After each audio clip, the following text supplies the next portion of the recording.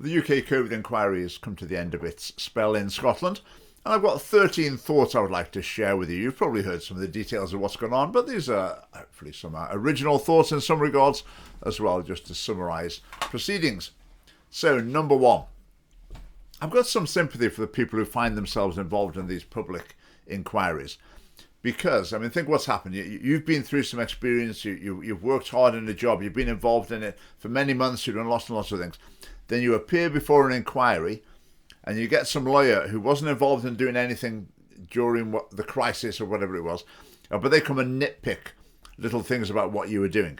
In a sense, it must be very frustrating to be in that situation. I mean, the ultimate example recently was the Sheku Bayo inquiry. Sheku Bayo, the black man who was high on drugs, attacked police officers, ended up dying as they were restraining him. And the police officers were involved in the public inquiry, and the female police officer who'd been thumped on the back of the head by him and knocked unconscious had to answer questions about whether or not she was a racist or not. I mean, that's like public inquiry at the worst possible end of the spectrum. Sometimes imagine if there was a public inquiry after the Second World War. You get Winston Churchill there and say, is it true that you swore at your secretary on the 19th of September 1943? I mean, that's the danger with inquiries. And the problem can be, it can create a culture where people think, I don't want to do it. I don't want to be the person involved in dealing with a major issue because I know what happens afterwards. You just get taken to bits and your reputation is destroyed, no matter what you've done.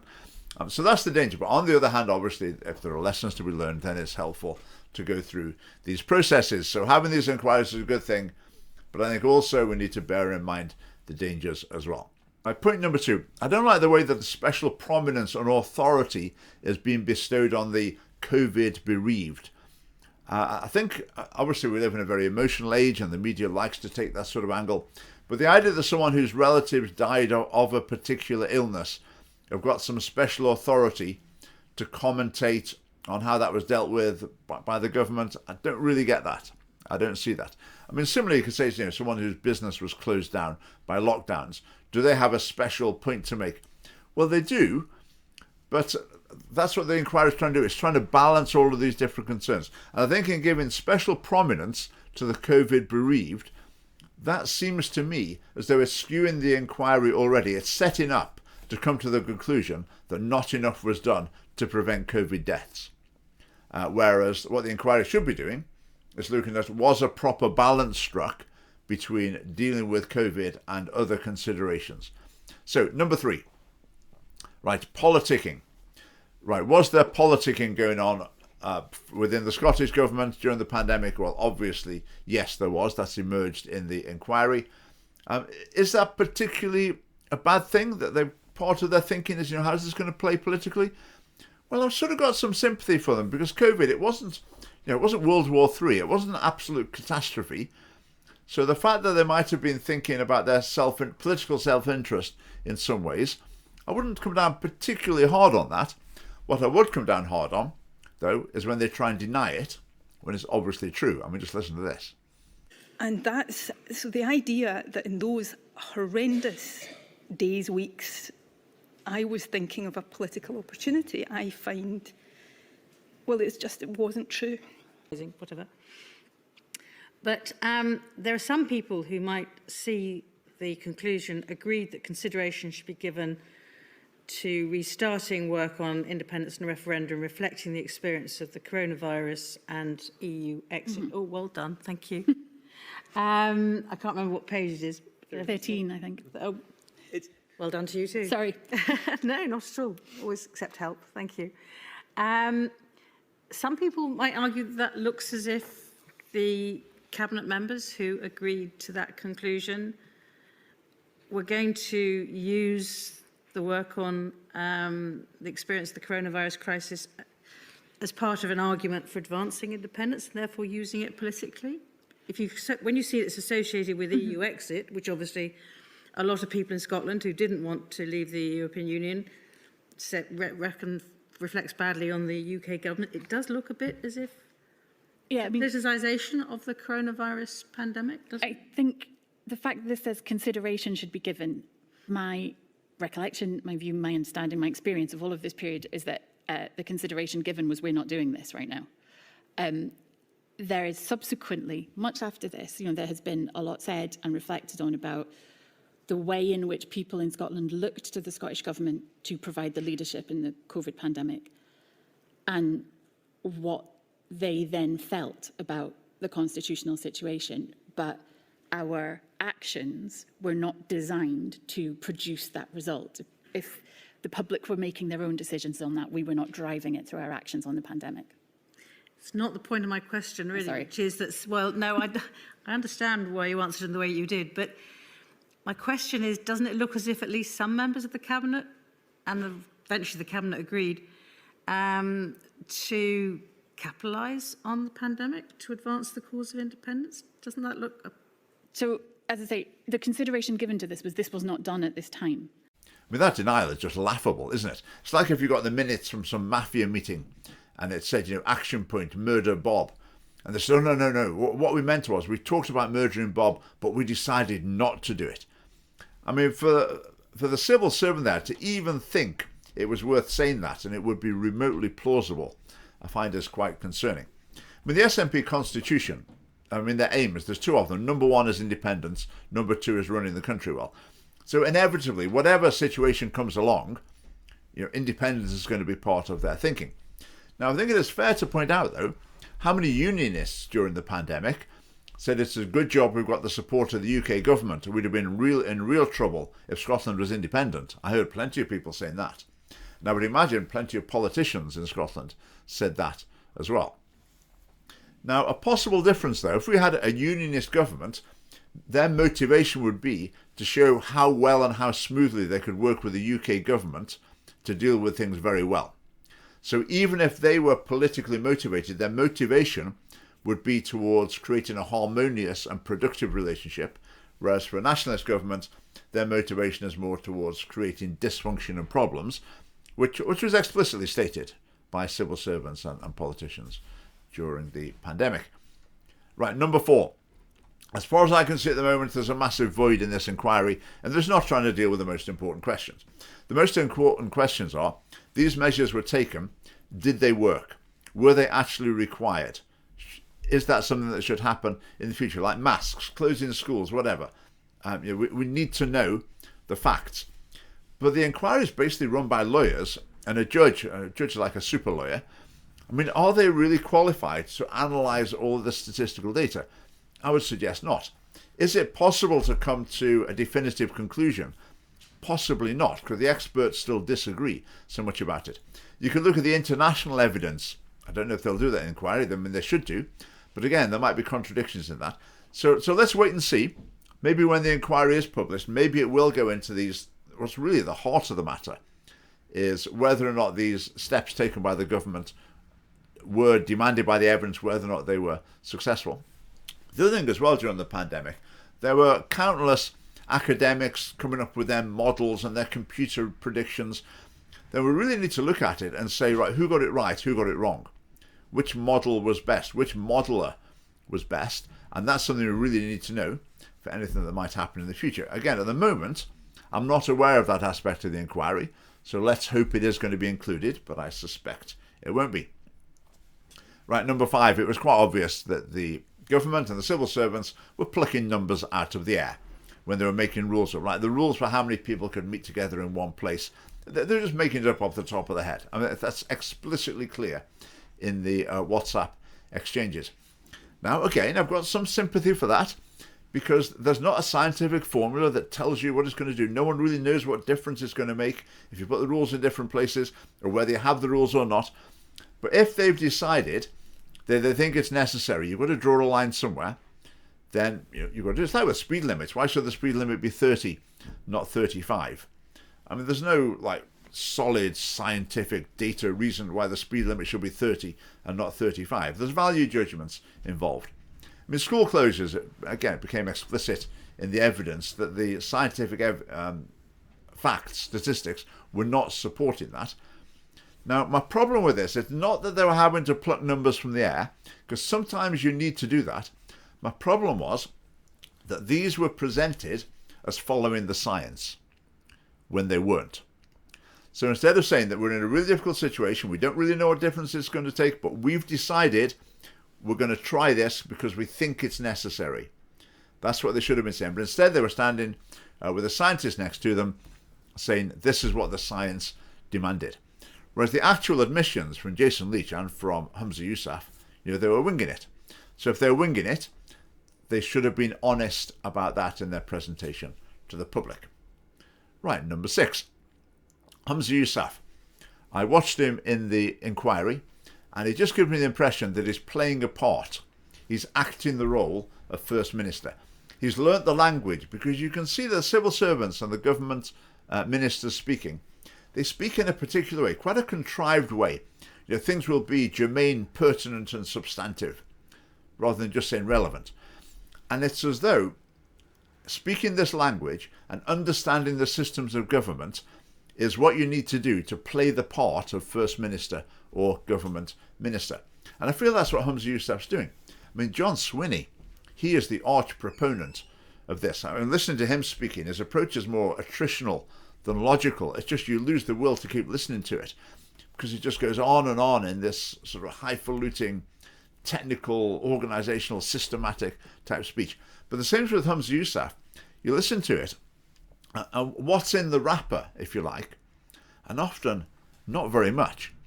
There's no evidence of like incisive thought. This is what I was trying to do. We weighed this up, and this is what I thought. Other people thought that. This was my line.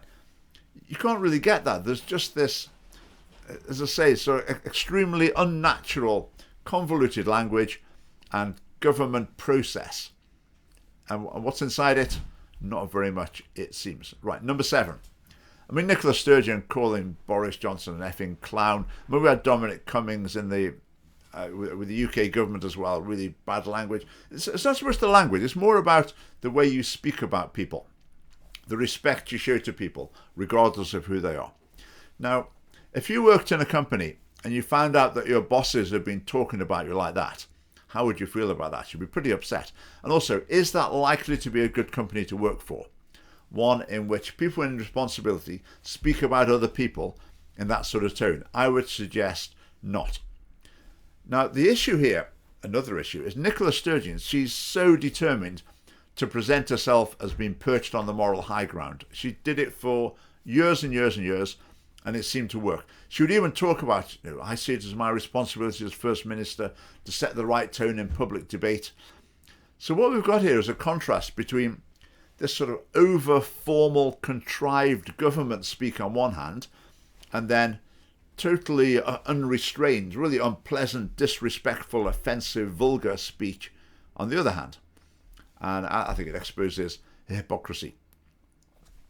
Right, point number 8. I think the, foolishness, unwiseness of people committing such comments to WhatsApp, for example, is just unbelievable. I mean, the Scottish Family Party's got a couple of WhatsApp groups, and we would never allow anything like that in them. If someone put in one of our WhatsApp groups, Nicola Sturgeon is an effing idiot, Humza Yousaf's a total effing moron.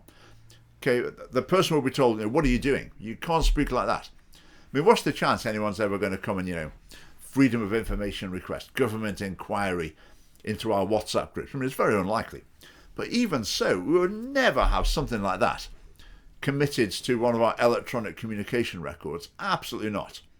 So why does the Scottish government think it's okay? Why did the UK government think it was okay? I think it exposes a difference in values. Let's put it that way. Number 9, it did expose, obviously, a culture of secrecy, plausible deniability, as if we're in the habit of covering things over and making sure the people who need to know don't get to know. That's a serious problem in the Scottish government. It's been apparent that that's been a problem for many years, and this has hopefully brought it to a head. Right, point number 10. Nicola Sturgeon is a liar. Let's listen to this. As at May, at least, I think you've indicated already, you were fully cognizant of the fact that there would be a public inquiry, yes? Yes. And in August 2021, you announced that there would be one. Yes. You knew at the time when you made the statement announcing the Scottish COVID inquiry that material which you had used to exchange messages, informal communications, would assist in the very important aims of the inquiry, scrutinising the decisions that you took. Yes. And you knew at that point that those messages had been destroyed. I knew, yes, that I had operated in line with a policy that I had operated in line with, and advice that I had from the outset of my time as a minister to ensure that conversations with others in government with any impact or relationship to government business shouldn't be kept on a phone that could be lost or stolen, but properly recorded. And I was very cognizant of, and had been from the start of the pandemic, so not just at the points in time that you are referring to, from the start of the pandemic, of my duty to ensure that anything of salience, relevance, substance to the decision-making of the government would be properly recorded through the Scottish Government record. Thank you. You were asked a question by a journalist from Channel 4 where he asked you at that very press conference in August 2021, Scottish Government has a patchy record of disclosing evidence when asked to do so. Can you guarantee to the bereaved families that you will disclose emails, WhatsApps, private emails, if you've been using them, whatever, that nothing will be off limits to the inquiry? You responded, I think if you understand statutory public inquiries, you would know that even if I wasn't prepared to give that assurance, which for the avoidance of doubt I am, then I wouldn't have the ability.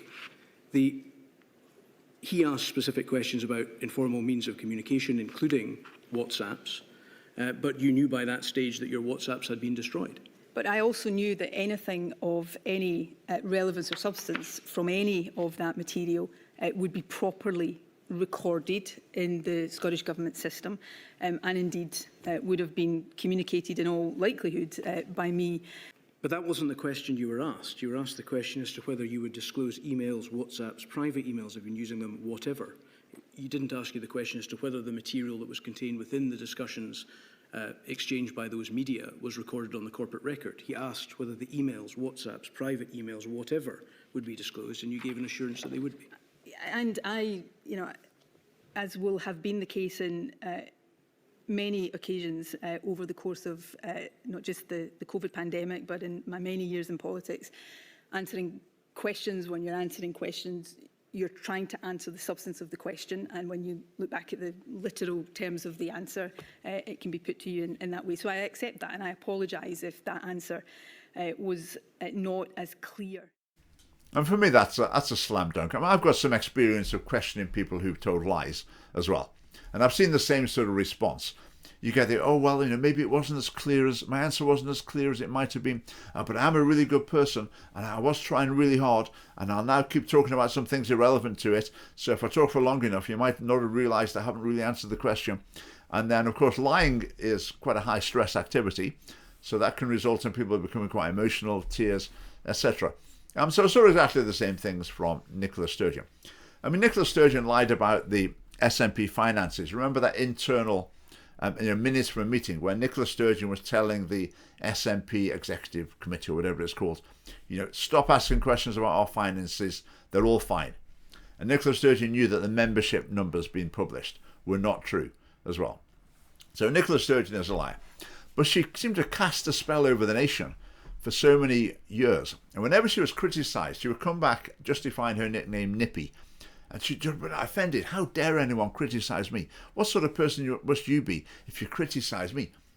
I say for decades, it seemed to work. Now this lying, I think we're in an interesting situation as far as dishonesty is concerned in our current culture. Because dishonesty in politicians, I mean, people come down on it like a ton of bricks. You really can't do that. That's a really terrible thing to do. You should resign, maybe. But as far as everyday life, if you were to stop someone in the street and say, right, do you ever tell lies? I would imagine probably most people would say, oh, yeah, sometimes you need to tell a little white lie. Yeah. So I think the accepted stance in our society is not, you don't tell lies, and that is coming through into the way the country is run. I mean, I often say, tell me about a school assembly on the topic of don't tell lies.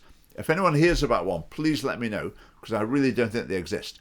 School assemblies are about Equality and Diversity Week, not about you don't tell lies, you don't steal things.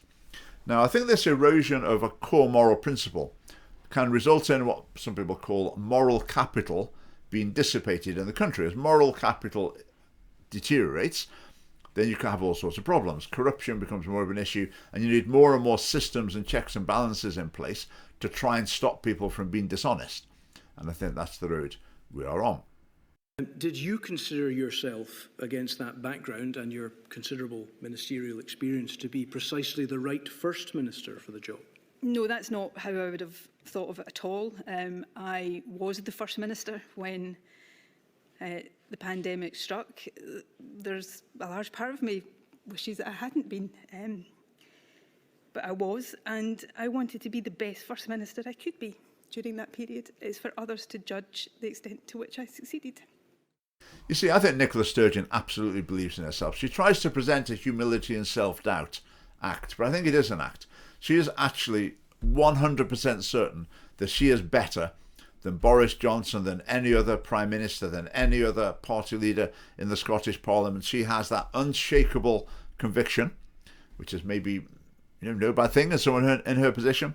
But you can't have it both ways, Nicola. You can't speak in a way that indicates they're absolutely rock solid certain that you're the best person, and at the same time try to say, oh, I'm full of self-doubt and I don't really think, not sure if I'm good enough. You can't have your cake and eat it. Right, number 12. Kate Forbes has come out of this as a winner. She didn't delete her WhatsApp messages. Okay, I'm not exactly sure the story why not, but she didn't. There were some meetings in the government that she wasn't invited to. It seemed a bit strange that she wasn't invited, so that seemed to reflect poorly on the government and reflect well on her maybe in some way. And by the end of her questioning by the lawyer, I mean, they seem to be becoming mates. It was quite remarkable. I mean, Kate Forbes she had an article in the Herald as well recently talking about the problems in the Highlands and suggested splitting up Highland Council because it's too big. So yet again, Kate Forbes is promoting Scottish Family Party policy. Our policy is to split up the big council regions as well. Yeah, so Kate Forbes has come out of it well, which might be a significant step in her ambitions.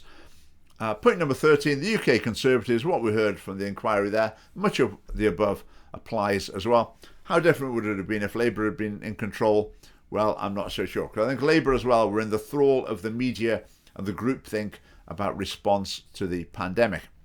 Now, in this video, I haven't particularly talked about the responses and what we think were justified. I've spoken about that a lot of times before. I mean, basically, the Family Party position is we think the response to the pandemic by the UK and the Scottish Government was an overreaction, in some cases a gross overreaction. So to conclude, I'd like to just read you a couple of sentences from the Scottish Family Party policy booklet. The highest standards of integrity, openness and honesty should be demanded of politicians and governments at all times. Every temptation to bend the rules or the truth in pursuit of political goals and ambitions must be resisted and opposed. Right, that's our policy. But if you looked in the policies of every other party, they'd say the same thing. So what can I say? I can say actions speak louder than words. Now to finish, please do comment on the video what YouTubers normally say. I'd love to hear your thoughts. Or they ask a question so they get people commenting. But they're actually not being entirely honest. Because what they really want is people to put anything in the comments, because the more comments there are, the more people YouTube will show the video to. So there's a little bit of an integrity issue here. So I'll be entirely honest. I'll say, please write a comment, because if you write a comment, the YouTube algorithm will show this video to more people. Thanks very much. But do subscribe and do join the Scottish Family Party as well. We would value your support. There's a link below. Thanks for watching.